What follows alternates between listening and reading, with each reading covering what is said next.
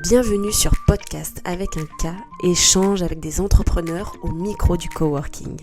Installe-toi confortablement, je te souhaite une très bonne écoute.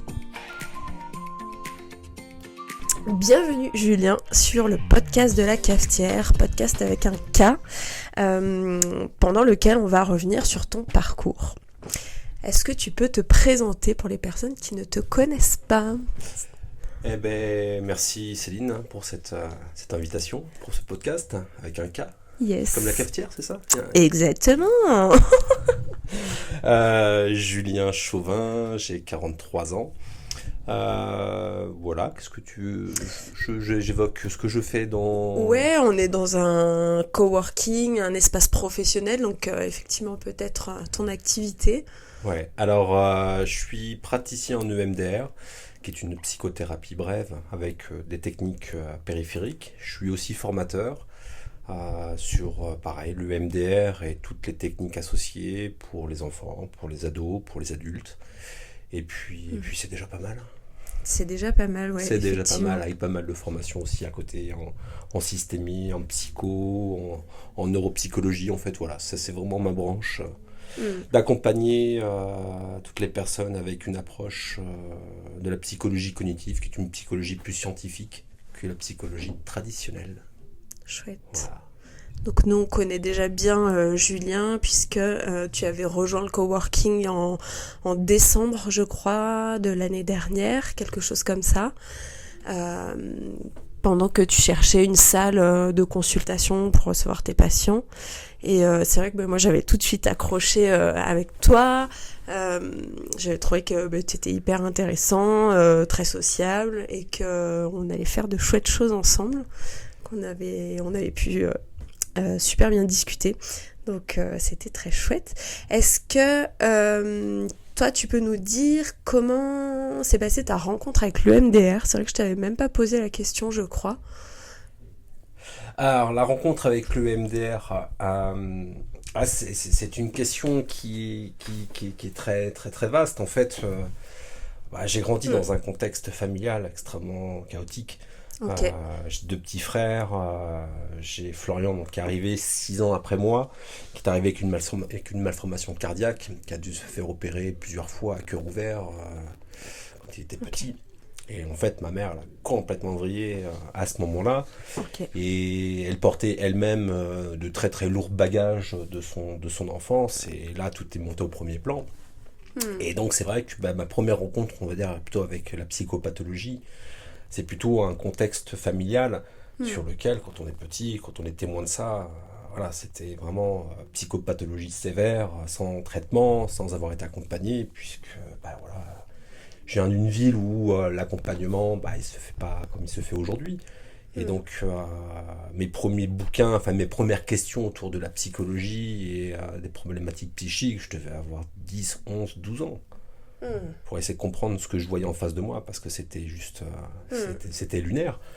Et malheureusement, quand on traverse une enfance comme celle-ci, quand on sort de cette enfance-là, on sort avec beaucoup, beaucoup, beaucoup de dégâts. Bon, j'en parle un peu dans un livre, on en parlera certainement plus tard. Et donc, à partir de 19 ans, j'ai cherché toutes les possibilités, toutes les techniques pour me débarrasser, en fait, des valises que je portais moi-même de mon passé. Donc, dès 19 ans, 20 ans, j'ai testé des tas de trucs.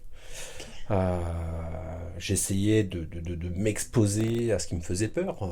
Par exemple, je me suis cassé un bras sur un rocher en glissant, donc c'était une chute qui était extrêmement sévère, avec état de stress post-traumatique pendant 2 ans derrière, avec la peur de glisser, et donc je me suis confronté à ma peur en apprenant à faire du surf.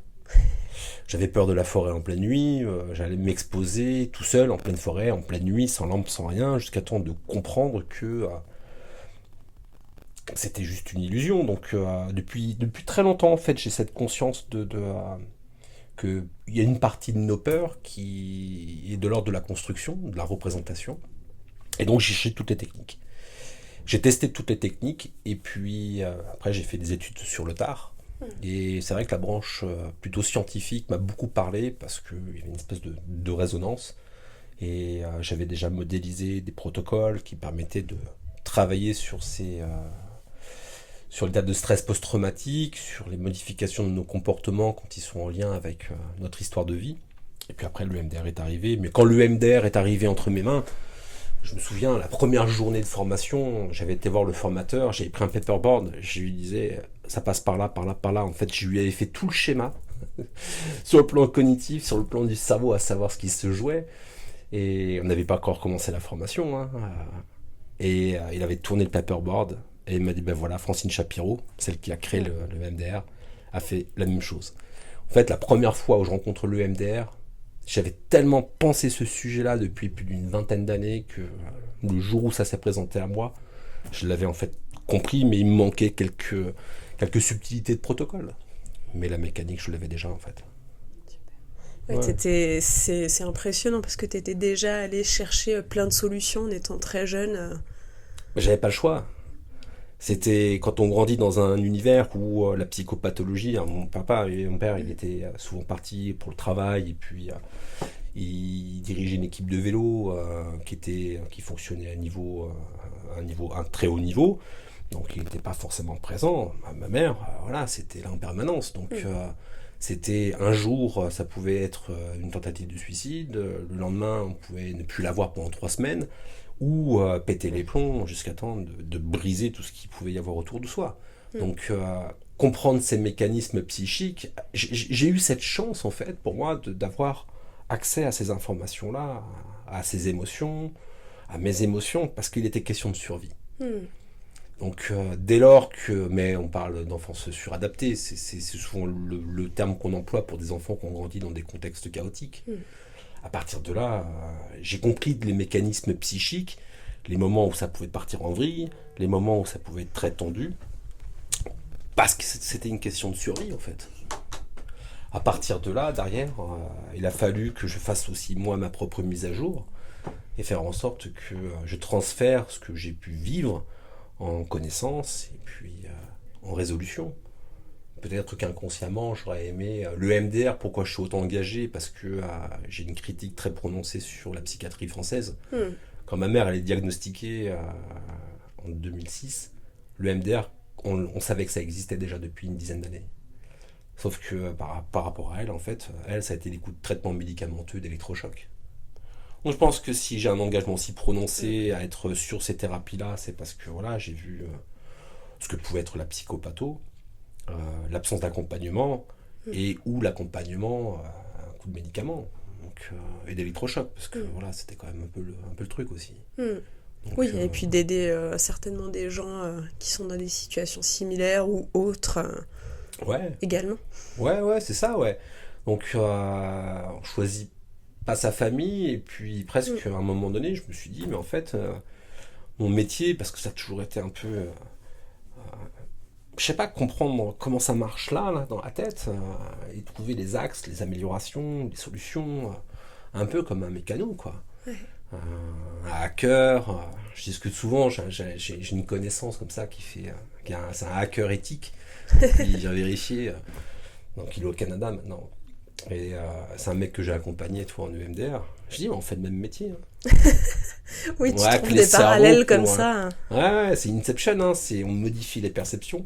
Mais ce qui est impressionnant, c'est notre capacité à pouvoir changer d'expérience, de vie, en fait. Et est-ce que tu peux nous dire, pour ceux qui ne connaissent pas, ce que ça veut dire EMDR, ces lettres-là?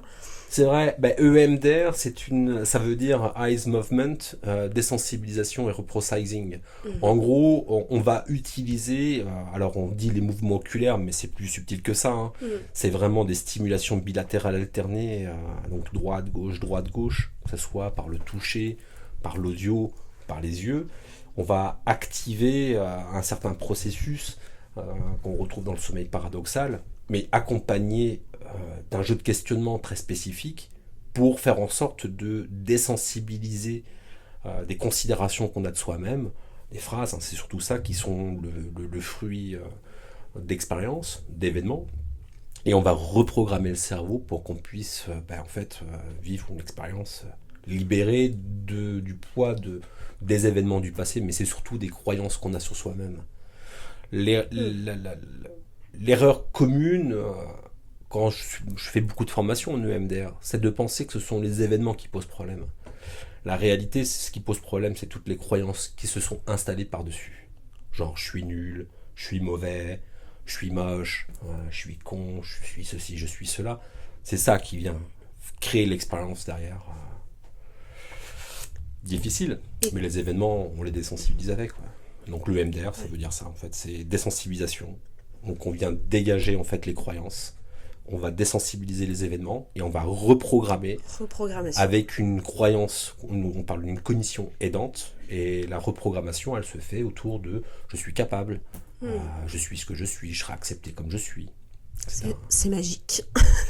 C'est incroyable quand on en fait l'expérience. Ouais, clairement.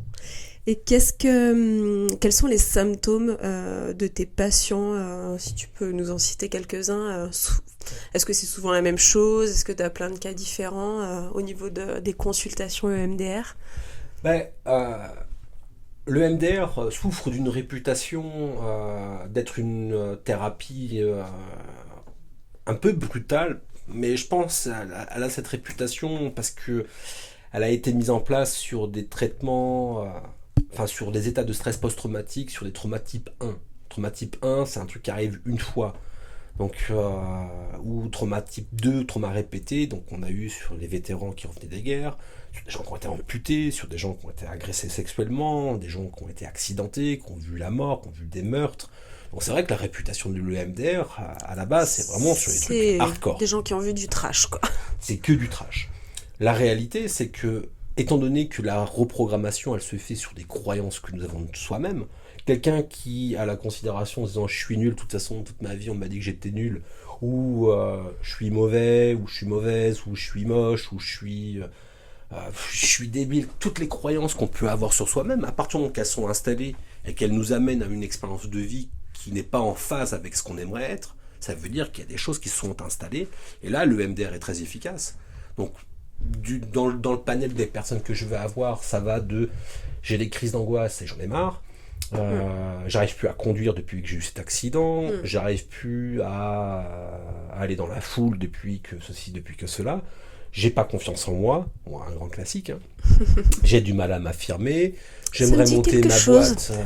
Ouais, mais c'est souvent. C'est un grand classique de la confiance. C'est un grand classique, ouais. C'est un grand classique. Puis en plus, le truc, c'est que très souvent, quand les gens ils viennent avec la problématique de confiance, au bout d'une demi-heure, en fait, ils comprennent que la problématique n'est pas une problématique de confiance. Mais bon, ça reste un peu technique, mais ça va des personnes qui font une dépression, beaucoup de burn-out, parce que, je suis quand même un peu spécialisé sur le travail et sur. Oui, tu as eu un parcours aussi et sur l'entreprise. Après, puis après, voilà, donc c'est ça, j'ai peur des chiens, j'ai peur des animaux, j'ai peur des araignées, les phobies. Mais après, tout au bout du spectre, j'ai des gens qui ont été agressés sexuellement quand ils avaient 5 ans, j'ai des gens qui ont qui ont été témoins de meurtres, des gens qui ont vécu, qui sont passés à côté de la mort.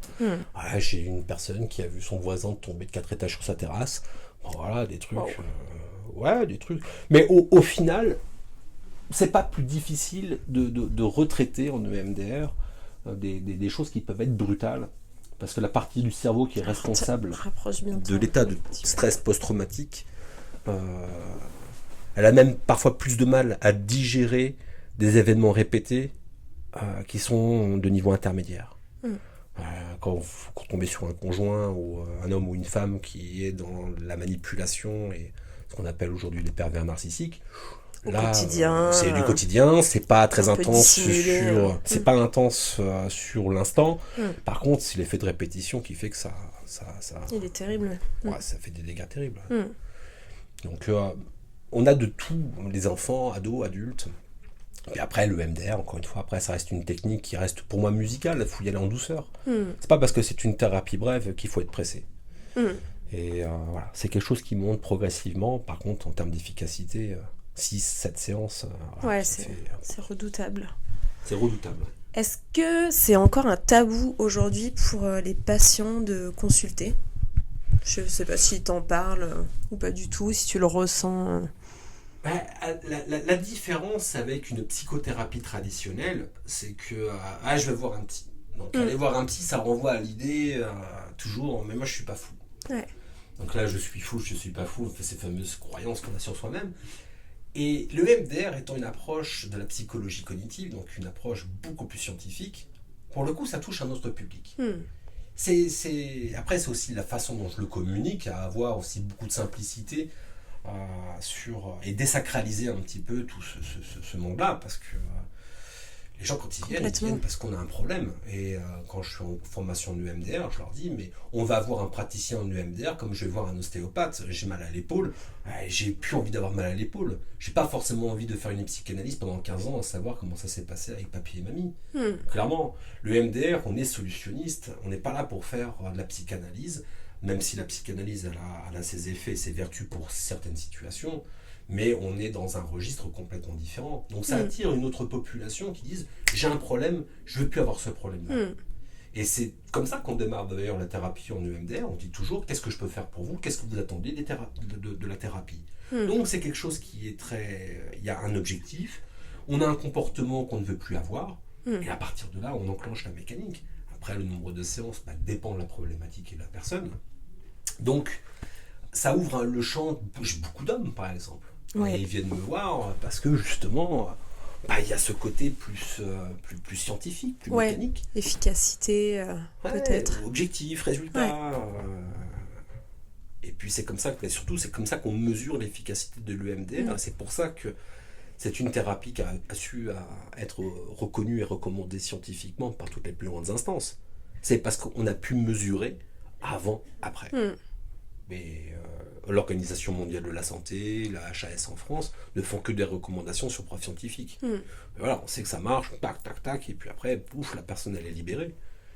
Donc, ça ouvre le champ des possibles. Je trouve ça intéressant. Carrément. Ça désacralise complètement le truc poussiéreux, là, de Freud, là, sur le divan.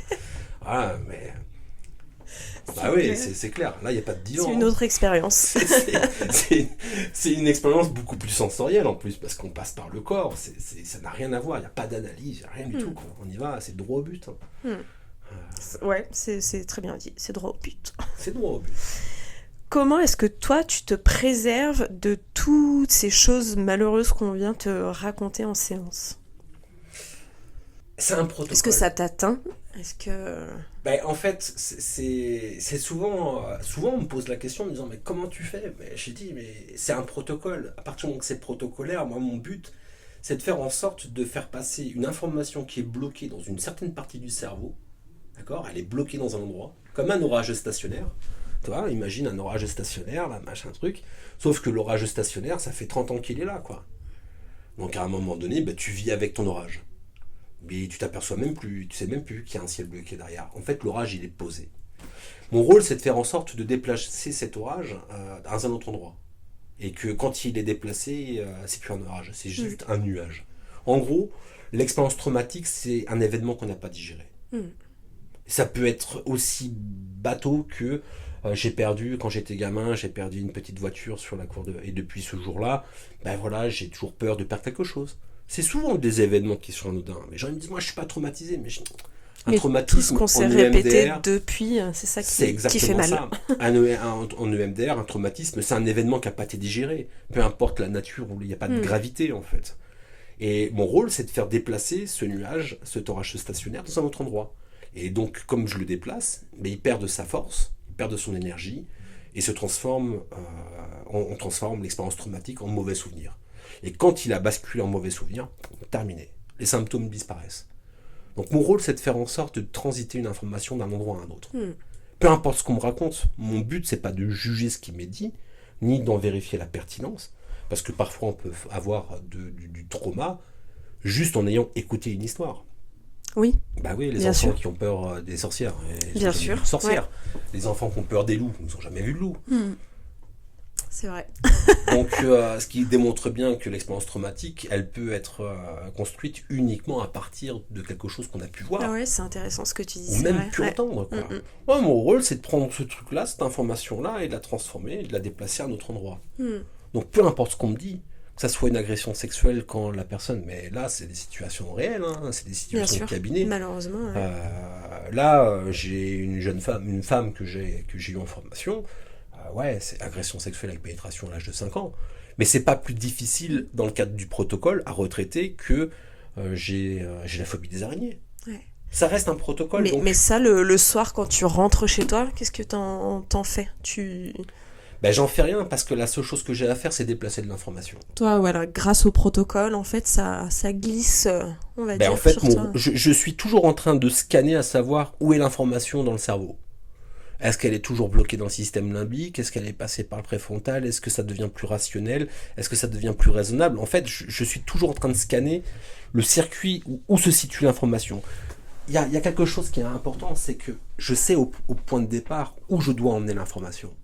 Et je sais qu'au moment où l'information elle sera posée, la personne aura une perception complètement différente de la situation. Et ces symptômes vont disparaître. Ouais, je fais juste transiter du contenu. À partir de là, je n'entends pas ce que la personne me dit dans la forme. J'entends à travers le propos où j'en suis dans le protocole. Tant qu'il y a beaucoup de charges émotionnelles, tant qu'il y a beaucoup de sécrétions, de toute façon ça se sent, la peur, la colère, la tristesse ou le dégoût, la personne elle a une prise directe avec ça, elle le sent physiquement, mon seul but c'est de la dégager de ça. Donc j'ai pas d'autre enjeu que d'amener la personne dans un autre, à un point B. Comme un voyage. Qu'est-ce qui se passe entre un point A et un point B? Je prends le bateau, je pars du continent, je m'en vais sur une île. Si sur le passage, il y a la tempête, il y a des grosses vagues, on s'en fout à partir du moment que j'arrive sur l'île. Le plus important, c'est d'arriver sur l'île. C'est pas de savoir ce qui s'est passé en mer. Donc les personnes, elles ont besoin d'avoir quelqu'un qui fixe le cap. Et moi, je suis un navigateur, donc je vais droit devant.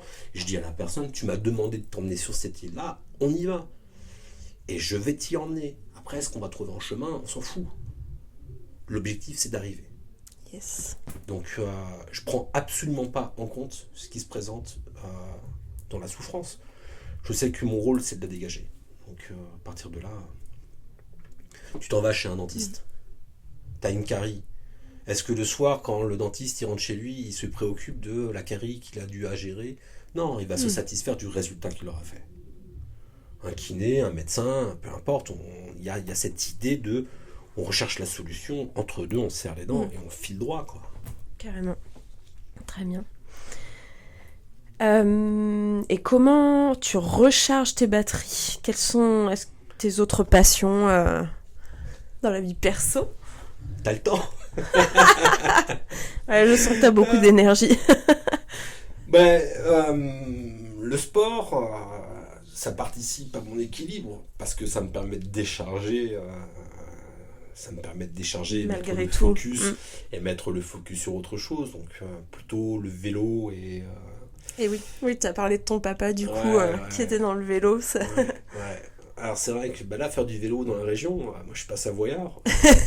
Ça fait mal. Ouais, je viens du côté de Saumur, donc en termes de montagne, on est plutôt peinard, toi. Déjà, quand on a une côte qui fait 1 kilomètre. Donc là, ouais, il y a l'exigence du territoire qui fait que c'est intéressant. Donc ouais, du sport, ça participe vraiment à ma décharge et à ma recharge.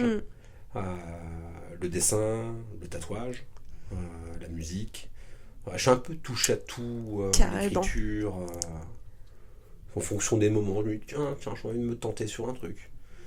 Mais ça a toujours été là. Il y a des moments où voilà, je me dis, tiens, j'ai envie de tatouer, je vais tatouer. Ouais. Oui, tu te mets pas de barrière en fait. Non, pas beaucoup, non. Quel élève est-ce que tu étais à l'école? Partant de ça. J'ai fait des études sur le tard, donc à 19 ans, quand je passe mon bac, ma mère me dit voilà, faut y aller maintenant, t'as pas ta place ici. Donc le primaire, t'as pas ta place à l'école, non, tu veux dire? à la maison. Donc, ok, donc d'accord. là, les études supérieures, c'était même pas envisageable, quoi. Ouais. Fallait partir. Mais bon, c'était le contexte qui voulait ça. Primaire, j'ai plutôt le souvenir d'être un enfant,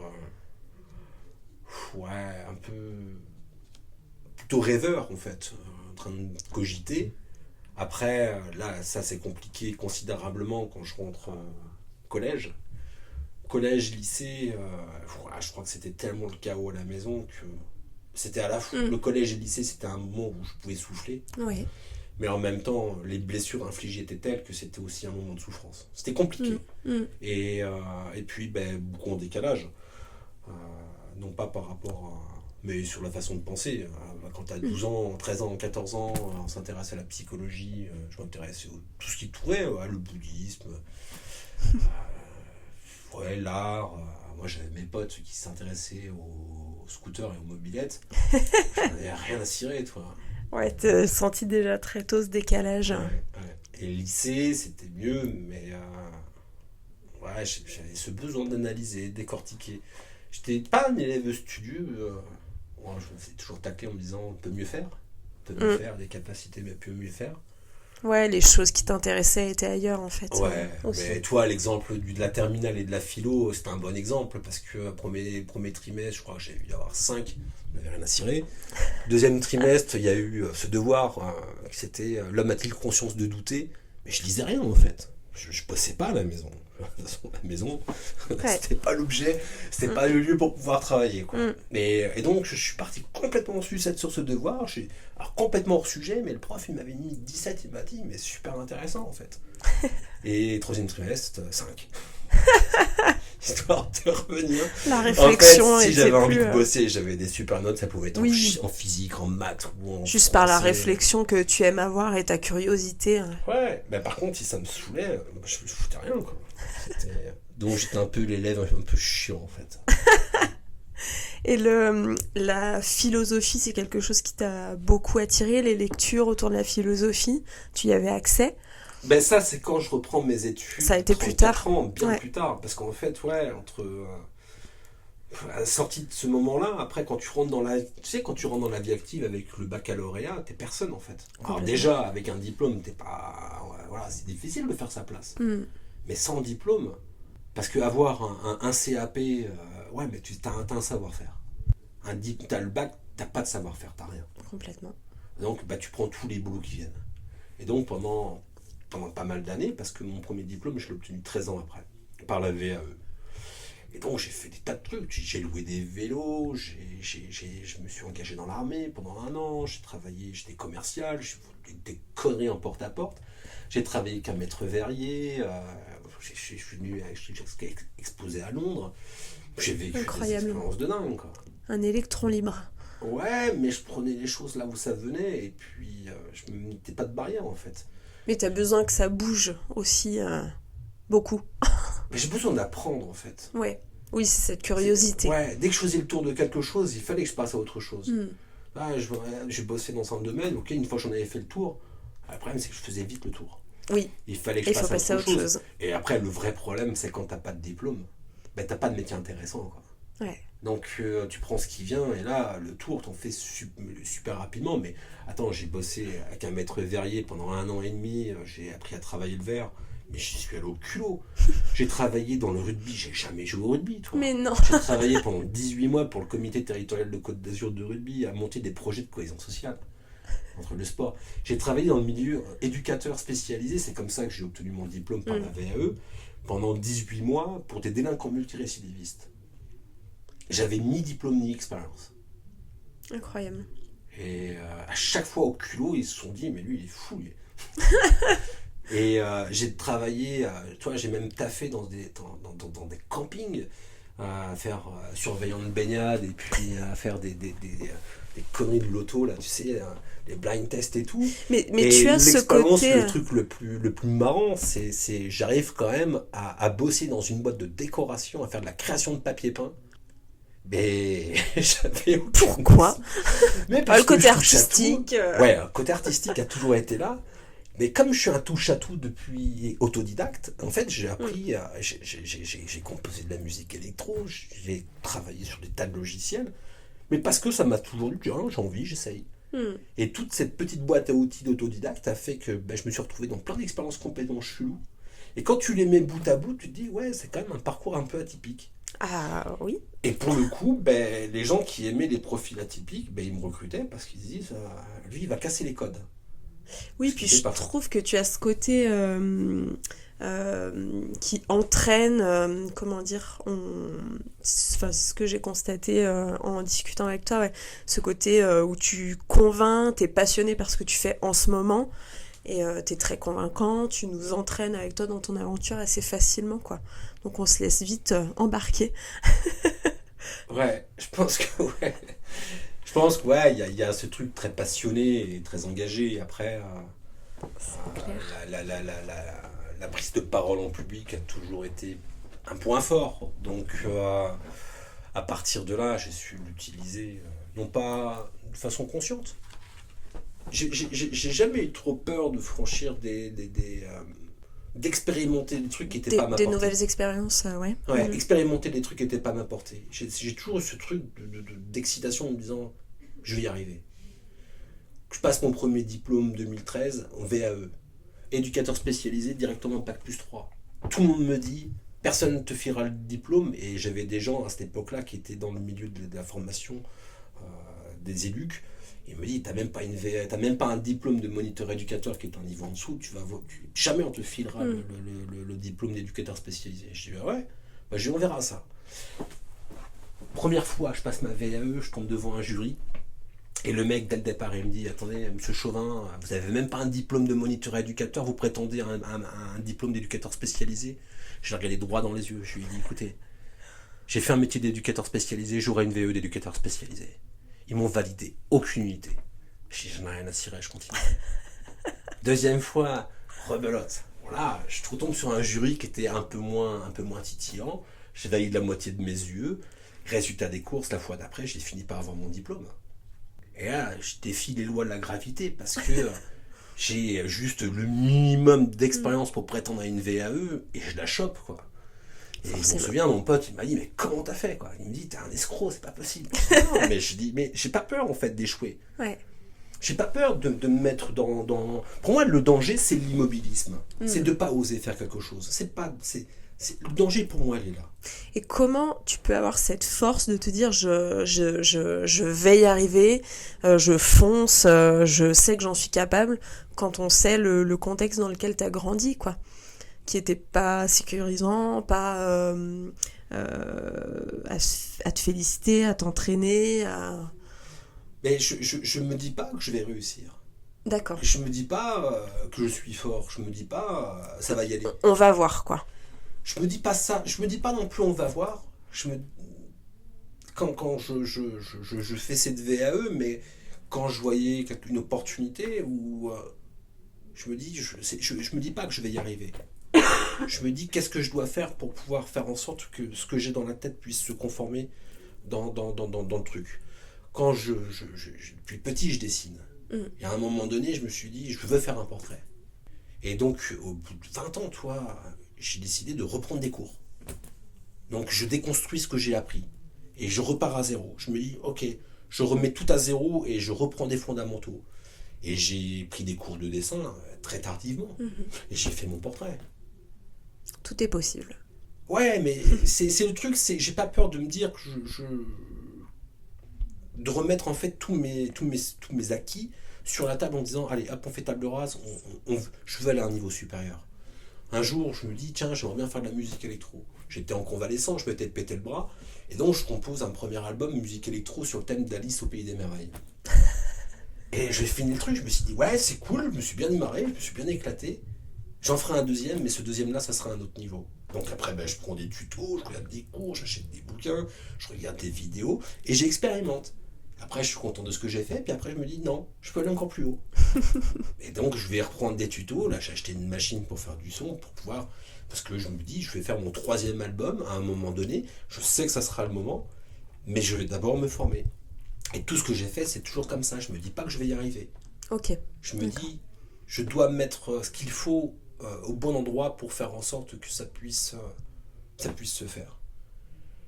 Puis, la première fois que j'écris, j'avais 14 ans, c'était en 3e.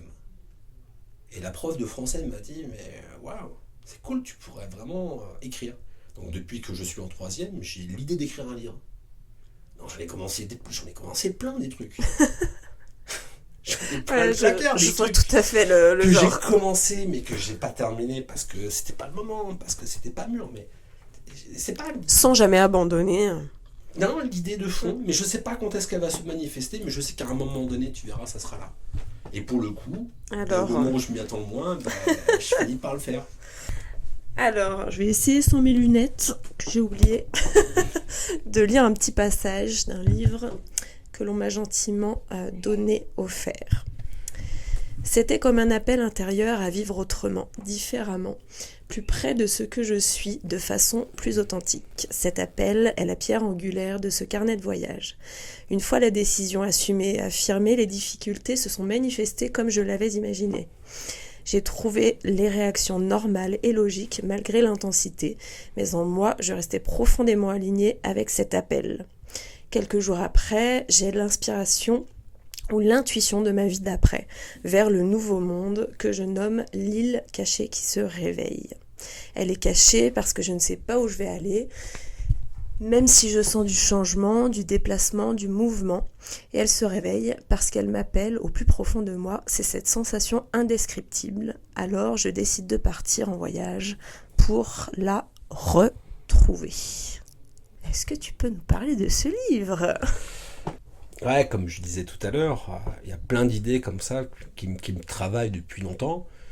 Et puis je teste, j'expérimente, je m'arrête, je me dis c'est pas le moment, machin truc. Et puis là, pour le coup, il y a un peu plus d'un an, je procède à un changement majeur dans ma vie, avec justement tout ce qui relève de l'EMDR et des protocoles périphériques.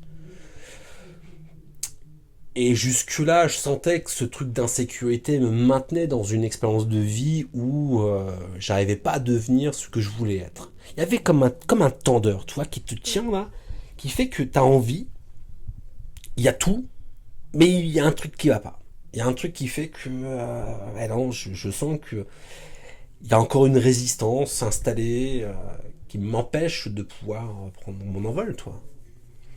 Et puis, avec une copine, clac, clac, clac, tac, on fait le petit protocole, puis pouf, là, on bascule du mode insécure au mode sécure. Wow. Être insécure, c'est j'ai un besoin très prononcé de sécurité relationnelle et affective. C'est-à-dire que tout changement peut être perçu comme un peu de façon anxiogène, parce qu'on a ce besoin de fond qui nous maintient. Et quand on est sécure, on peut faire l'expérience du monde. Je dis souvent, un insécure, c'est comme une voiture qui a un réservoir vide. Tu sais, t'as déjà eu, toi, ce truc-là, avec le petit clignotant là, qui te dit, attention, réserve 30 km, t'es sur autoroute. Et là, tu regardes le truc, tu fais, waouh, t'es pas tranquille. Ben, quand t'es insécure, c'est pareil. Ce besoin fondamental, si tu ne l'as pas, mais c'est le besoin fondamental universel. Hein. Okay. Le système d'attachement, ça, c'est pas moi qui le dis, c'est toutes les études montrent que le besoin de sécurité relationnelle affective, c'est le besoin fondamental universel. Okay. Rien à voir avec ce que Maslow nous a raconté comme connerie, mais ce besoin-là, il est posé. Quand on est insécure, c'est un réservoir vide. Et quand le réservoir il est vide, ben on met quoi comme focus ? Ben on met le focus sur le besoin de sécurité. Chez les enfants, on dit ah bah lui il a besoin de plus d'attention que tout le monde. Tous ceux qui parlent de peur, d'abandon, de rejet, de trahison, d'injustice, d'humiliation, tout ça parle de la même chose, c'est du système d'attachement qui est en mode insécure. Donc ma voiture avance avec le clignotant qui dit attention, réservoir, plus de 30 km d'autonomie, et quand tu conduis et que tu as ce voyant-là, en fait ton focus il est sur quoi ? Ben il est sur ce voyant, jusqu'à temps de le remplir à nouveau. Mais pendant que tu as le focus sur ce voyant-là, tu peux pas voir le monde. Tu regardes pas ce qui se passe autour de toi, parce que la peur c'est de tomber en panne. Et ben un insécure c'est ça. Donc on a besoin d'être dans le contrôle, on a besoin d'être dans la sécurité, parce qu'on voit que le réservoir est vide. Quand tu bascules en mode sécure, tu répares ton réservoir, et donc là, pour le coup, le carburant, tu fais plus de kilomètres. Je sais pas comme toi, si toi tu fonctionnes aussi de cette manière-là, mais quand mon réservoir est plein et que je conduis, je regarde les nuages, je regarde les paysages, je regarde les gens qui traversent aussi. Je suis un peu comme toi, je regarde plutôt autour. Je regarde des oiseaux et tout, je regarde des montagnes, je regarde ce qui se passe autour de moi, toi. Je peux investir le monde. Et bien là, c'est ce qui s'est passé. Il y a un peu plus d'un an, je bascule en mode sécure. J'avais cherché ce petit truc-là depuis des années, et là, tout d'un coup, tout devient possible. Et là, je prends conscience de ce qui me maintenait dans l'expérience de la peur. Et comme c'est plus là, quand t'as plus peur, tout est possible. Mais je prends conscience qu'à ce moment-là, dans ma vie, la vie que j'ai construite, c'est une vie qui cherche à me rassurer, pas à être. Ouais. Et quand je prends conscience de ça, je me dis, ok,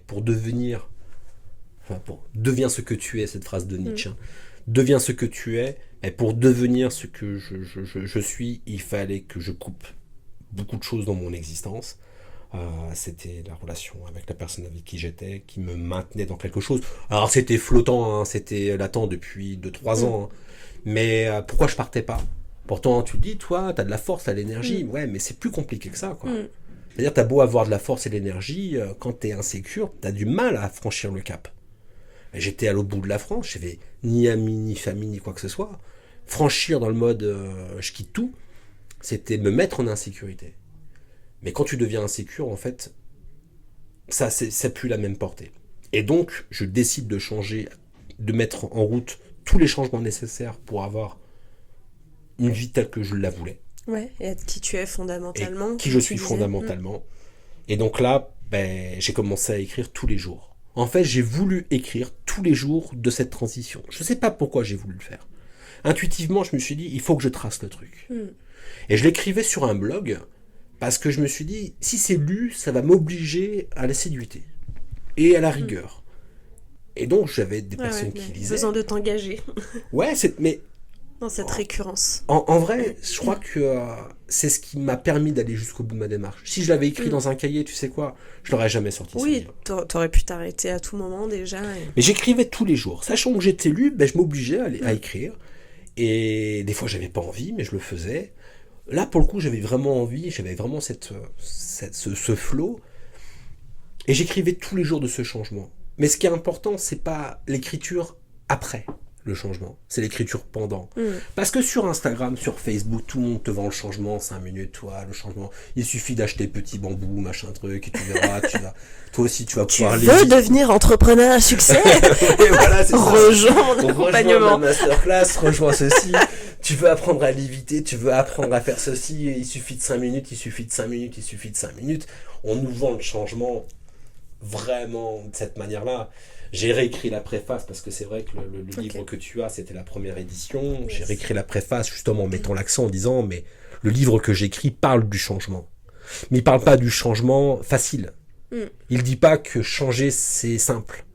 Je dis simplement dans ce livre, et toi tu as pu le lire, qu'entre le moment où j'ai cette sensation-là au fond de moi, que quelque chose m'attend quelque part, et le moment où j'arrive sur cette île, des aventures, j'en ai plein.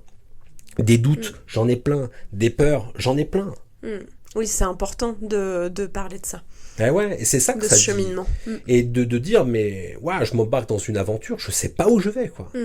Je quitte un chaos organisé, c'est comme ça que je le nomme, une vie parfaitement rangée, machin truc, tout était propre, tout était lisse, mais j'étais pas heureux. Vers quelque chose dont je ne sais absolument rien, ni où, ni quand, ni comment. À cette époque-là, j'étais sur la Côte d'Azur. 6 mois après, je me retrouve en Maurienne. Et voilà, c'est pour le coup... Qu'est-ce qui a fait que ta vie t'a amené en Maurienne? Ben voilà, c'était ma traversée. Ouais. Et ce livre-là, je l'ai écrit sous la métaphore du voyage, parce que c'était pour moi une façon de l'écrire de façon poétique. Ouais, c'est très très beau, je confirme. Il y a de la philo, c'est très autobiographique, mais ça parle de ce changement. C'est écrit jour après jour. C'est comme un hublot. C'est le carnet de voyage. C'est un carnet de voyage. Et à partir de là, quand j'ai commencé à switcher, pour le coup, tout était possible. J'avais la peur, mais j'osais le faire. J'avais des doutes, mais je me retournais pas. Et ça raconte ça, en fait. Et puis, jusqu'au moment où je trouve cette île, l'île rêvée, l'île qui se réveille, l'île cachée qui se réveille. Et puis, à partir de là, je me suis dit, ça y est, j'ai écrit mon premier livre. Magnifique. Ouais, c'était cool. Mais c'était une chouette expérience. L'expérience la plus difficile, c'est pas d'écrire. C'est de faire en sorte d'être publié. Oui. C'est de une l'imprimer. autre paire de manches. Et de le donner en disant, ouais, voilà, je m'expose. Et puis, encore un domaine auquel tu connais rien de base, quoi. Non, mais... je m'en fous, pas de souci. Quel est le problème? Non, il n'y a pas de problème. Il n'y a pas de problème, mais j'ai envie de le faire. Qu'est-ce qui m'empêche? Bien à part sûr. moi-même. Mais c'est une vraie fierté, et puis je suis content que... parce que tu vois, la préface, là, je l'ai vraiment finalisée ce dimanche. Donc là, il repart en édition, en publication. Je vais contacter des éditeurs. J'ai eu des profs de français, de philo qui m'ont dit, putain, c'est non seulement avoir des retours sur la qualité de l'écriture et sur les références philosophiques, mais c'était important.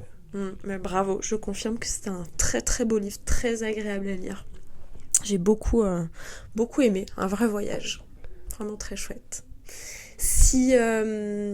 Alors 2 choses, si on veut retrouver ce livre, on fera passer l'info sur le post du podcast, peut-être à la cafetière, pour savoir où on peut se le procurer. Ouais.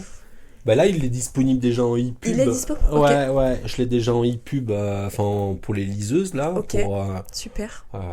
Donc après, faudra venir vers moi, toi, après on va faire une petite communication. C'est vrai que je suis pas bon là-dessus.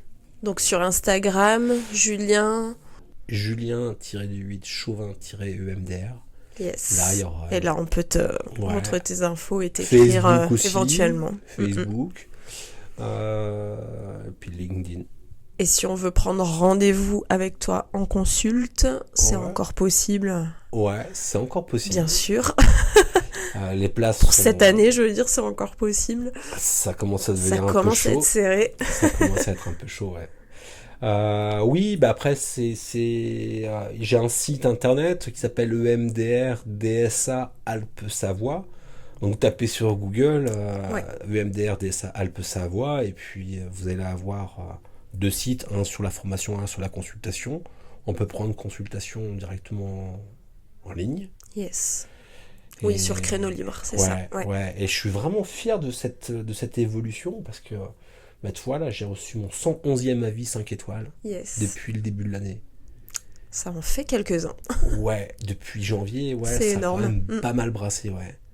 Et je suis très content parce que parmi les personnes qui ont laissé des avis, j'ai des psychiatres, j'ai des médecins urgentistes, j'ai des psychologues, des gens que j'ai formés, et puis beaucoup de personnes que j'ai accompagnées en thérapie, quoi. Donc, c'est une belle reconnaissance. Ouais, c'est cool, ouais. C'est important pour les gens quand ils vont sur les pages Google, ils vérifient un petit peu la réputation et tout. Donc, ça donne un bel aperçu de ce que tu peux faire. Vous pouvez aller voir, aller checker là-dessus, et puis ça vous donnera des idées. Ouais. Carrément. Dernière question, signature du podcast. Ton café, tu l'aimes comment ? Et je sais que tu l'aimes. Le double expresso. Le vrai double expresso. Merci beaucoup, Julien, de cet échange. Merci beaucoup, c'était vraiment un plaisir de venir.